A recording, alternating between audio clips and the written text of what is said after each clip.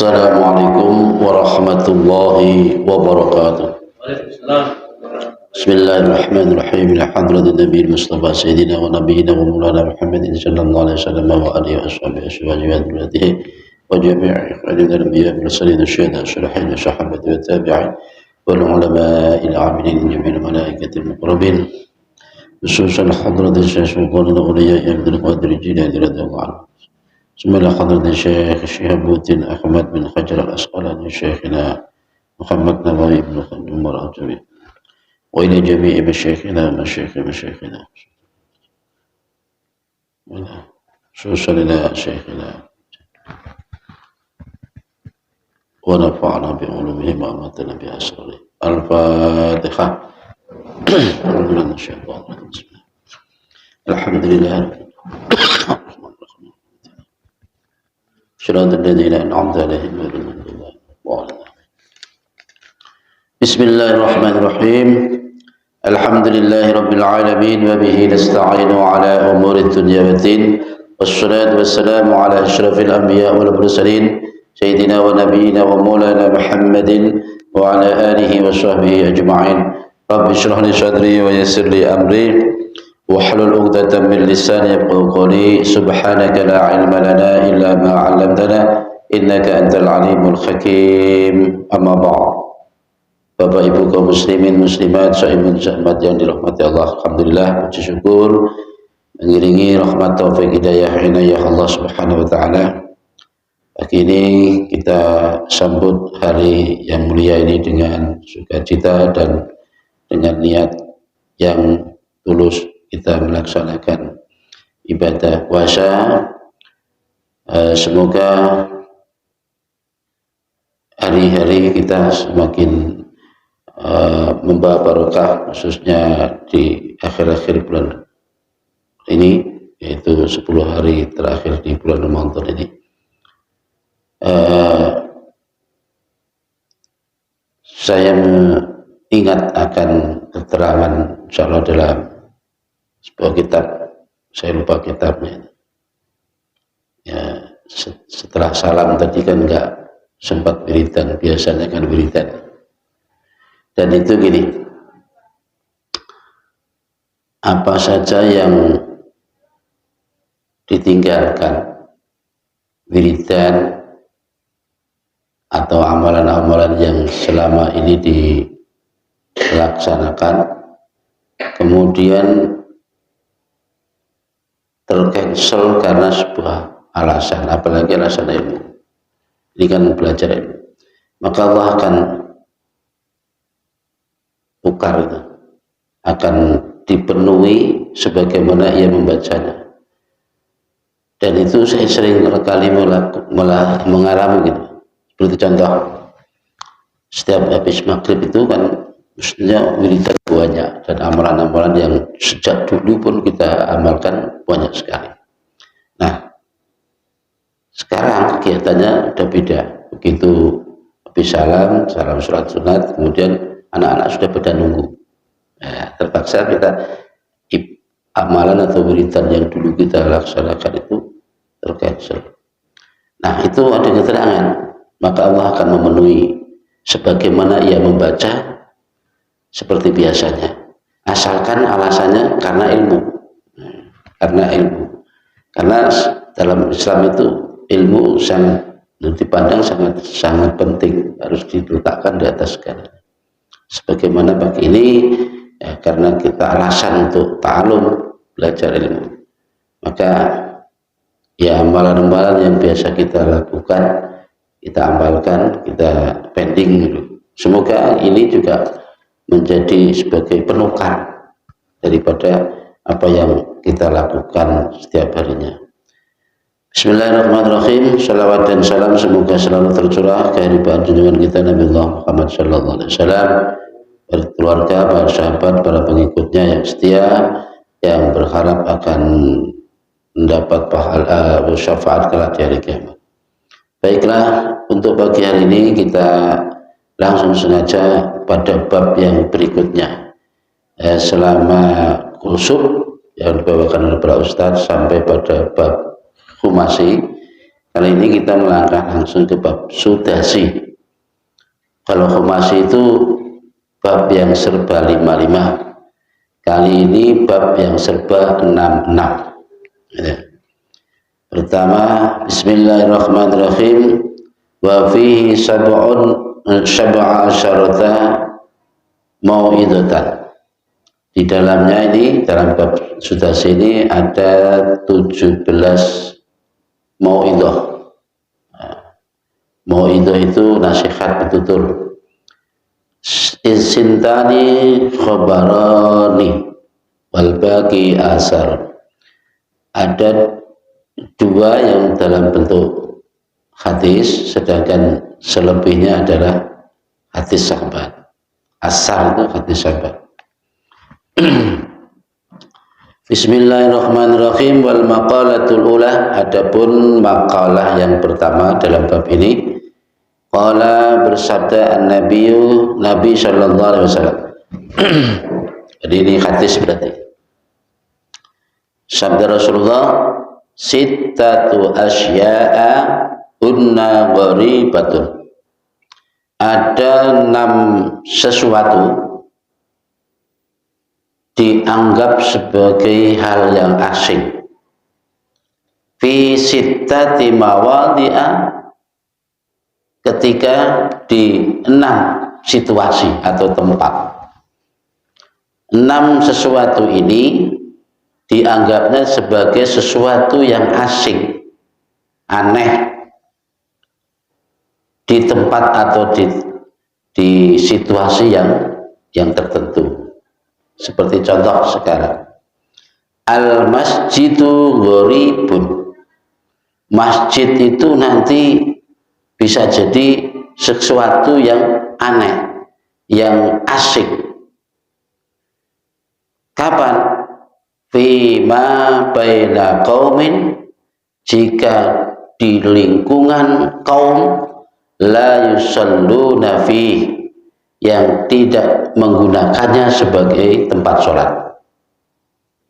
Ini masjid didirikan di mana masyarakat di situ tak memperdulikan tentang sholat, sehingga masjid mentereng tapi nggak digunakan. Ini nasib masjid sangat-sangat asing, nelongso masjid. Ini satu. Kemudian yang kedua, wal mushafu gharibun. Mushaf juga akan merasa asing manakala fi jawfil fasiki, fi manzili qaumin, manakala dia berada di rumah seseorang, sebuah kaum, la yaqra'una fi, yang tidak mau membacanya. Mushaf ini ya Al-Quran yang dimaksud. Jadi mushaf ini kitab-kitab agama, Al-Quran yang dimaksud ini. Mushaf. Ada sebutan Al-Quran, ada sebutan mushaf. Lebih tepatnya mushaf itu lampiran dalam bentuk lampiran. Para nabi-nabi terdahulu di samping diberi kitab, maka juga diberi lampiran, masih wahyu tapi dalam bentuk-bentuk lampiran. Itu mushaf.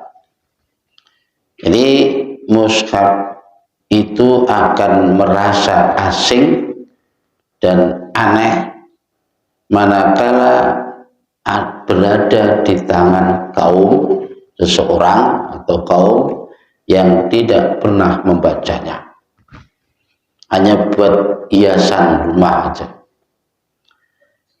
Kemudian wal Qur'anu gharibun.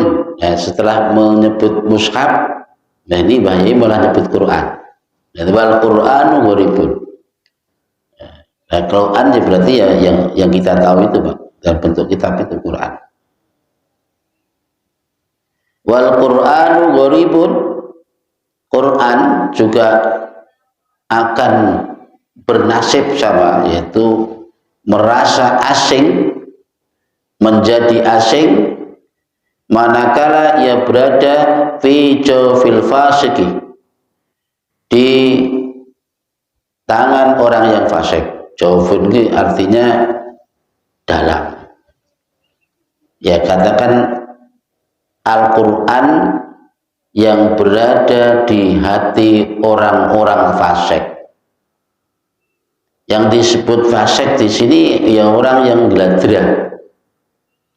Hatinya ada Al-Qur'annya, tapi sama sekali tidak mengefek apa-apa Al-Qur'an di jiwanya. Ya hafal, isi kandungan Al-Quran sama sekali tidak berpengaruh baginya dalam kehidupan seharian. Apal surat-surat Al-Quran itu apal. Bahkan mungkin kandungan isi Al-Qurannya itu pun juga dia tahu.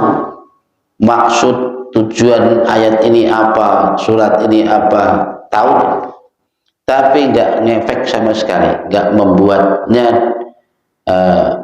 mau melakukan, menghafalkan isi kandungan Al-Quran. Nah, Al-Quran semacam ini nasibnya menjadi asing. Sudah 3. Kemudian yang keempat, wal mar'atul muslimatus sholihah. Perempuan yang muslim yang sholihah. Biasa diartikan ya istri lah. Istri yang muslim sholihah juga akan terasa asing, ghoribatun fi yadi rajulin zalimin, di tengah atau di tangan suami yang zalim, laki-laki yang zalim. Sebaik apapun seorang perempuan soleh, muslim, ahli taat dan sebagainya, taat kepada Allah, taat kepada Rasulnya, baik kepada sesama, pokoknya lengkaplah.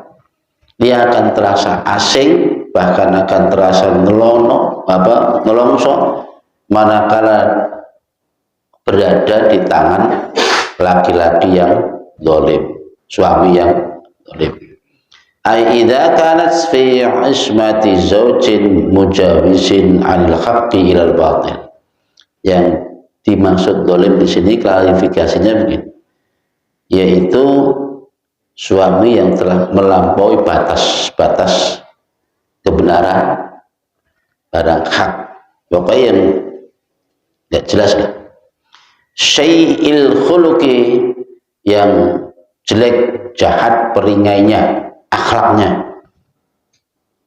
Istrinya sih taat, ibadah, sholihah, tapi suaminya zalim, akhlaknya jahat dan sebagainya. Hal ini ditegaskan oleh Nabi melalui hadis beliau begini, ahabbukum ilayya ahsanukum akhlaqan al-muwatta'una aknafan alladzina ya'lafuna wa yu'lafuna. Sebaik-baik orang yang paling aku cintai dari kalian, yaitu sebaik-baik akhlak kalian, ahsanukum akhlaqan. Jadi orang yang paling dicintai Nabi nanti ya orang yang paling baik akhlaknya.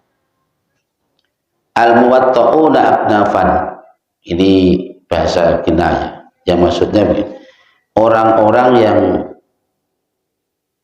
mudah bergaul, menyenangkan, dan mudah pula bikin kesenangan, bikin orang cenderung kepadanya. Ya'lafuna wa yu'lafun.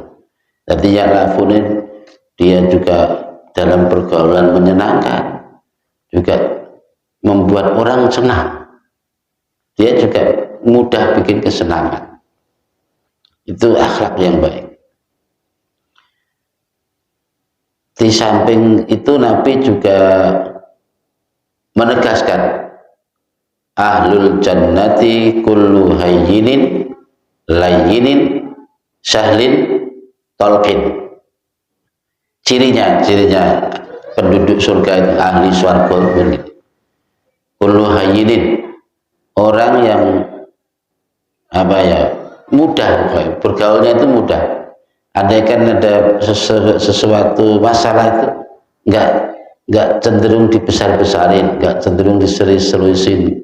Pokoknya bikin nyantai. Terus layinin, ini juga begitu, mudah bergaul.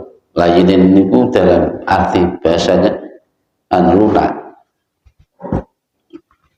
mudah memaafkan, bahkan belum diminta maaf sudah kasih maaf. Layinin, sahlin, mempermudah masalah. Tidak berarti meremehkan sebuah masalah, tapi urusan itu dibikin mudah, dibikin gampang, nggak mempersulit. Terus tolkin itu wajahnya berseri-seri. Dalam tafsiran yang di atas tadi, tolikul wajhi, maksudnya tolkun itu dari kata lepas atau memisah. Makanya kalau orang tolako dari kata talak, kan dari kata tolak, itu artinya melepas atau memisah. Makanya orang talak kan pisah, ya melepas, ya memisah, ditolak.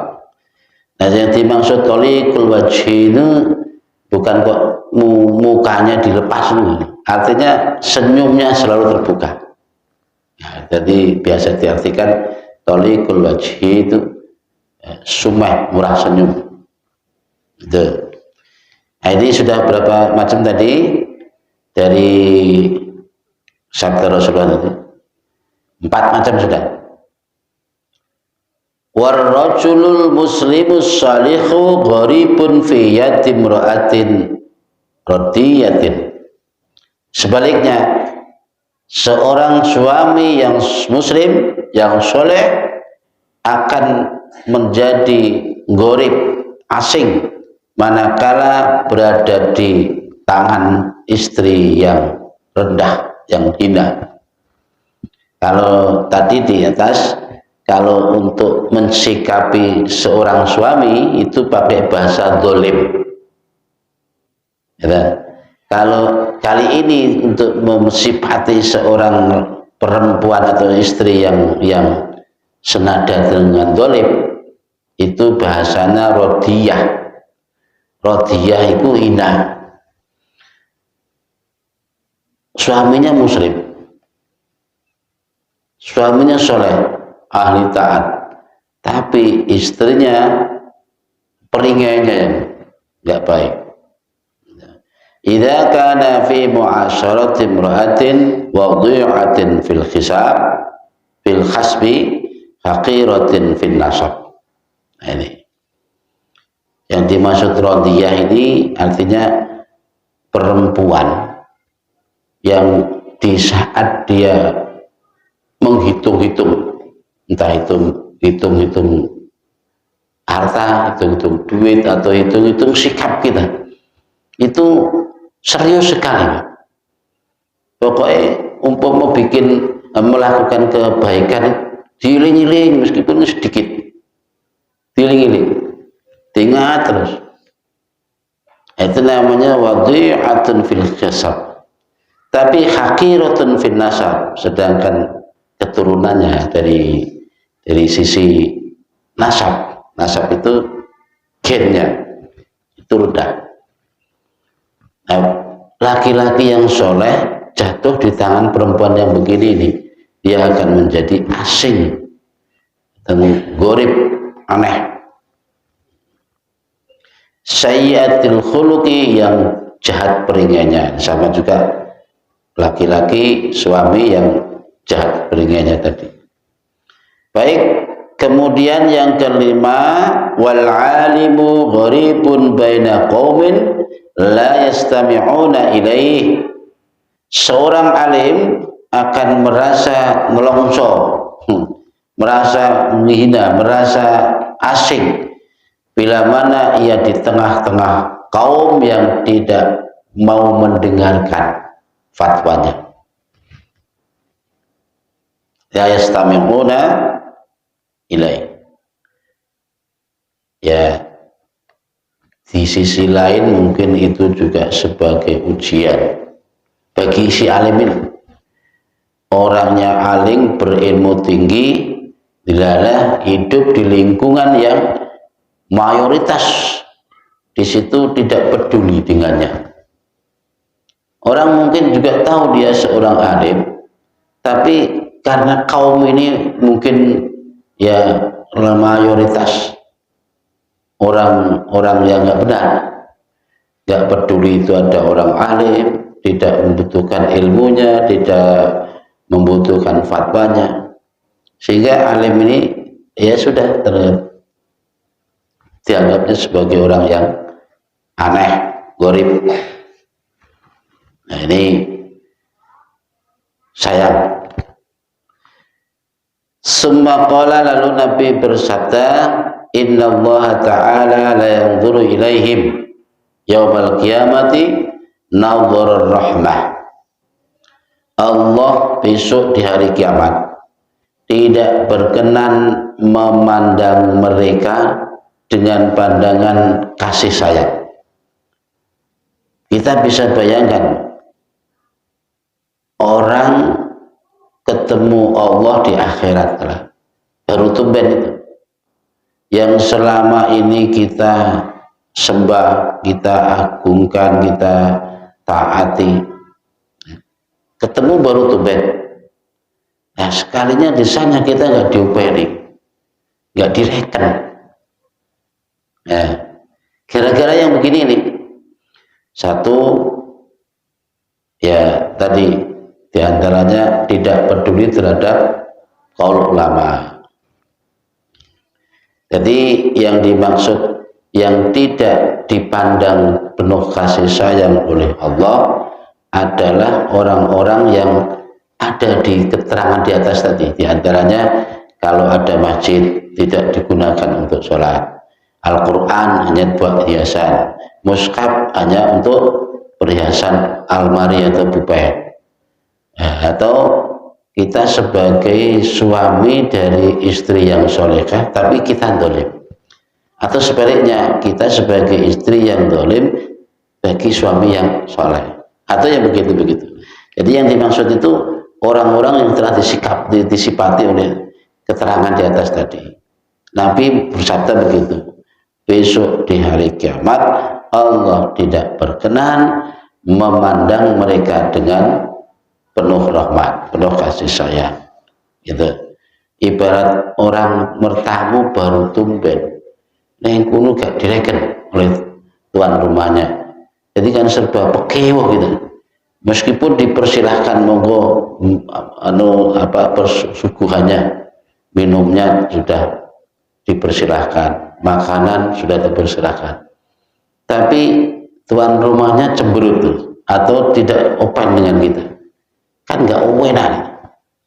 Artinya bisa jadi mungkin dia masuk surga, tapi ya itu tadi nggak dirindoi.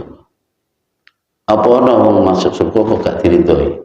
Dalam arti gak dirindoi, ya itu tadi gak patut diopeni.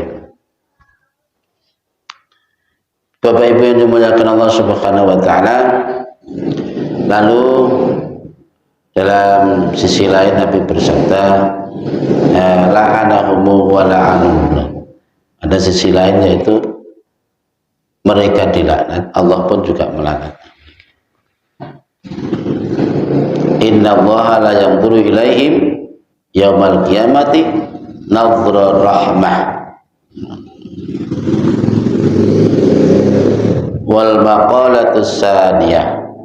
Kemudian maqalah yang kedua, insyaallah wallahu a'lam bishawab. Demikian Bapak Ibu yang dimuliakan Allah Subhanahu wa taala, kursus pagi hari ini jadi maqalah yang ke-11, yaitu bab 6. Mohon maaf. Bila itu wal hidayah, wassalamualaikum warahmatullahi wabarakatuh.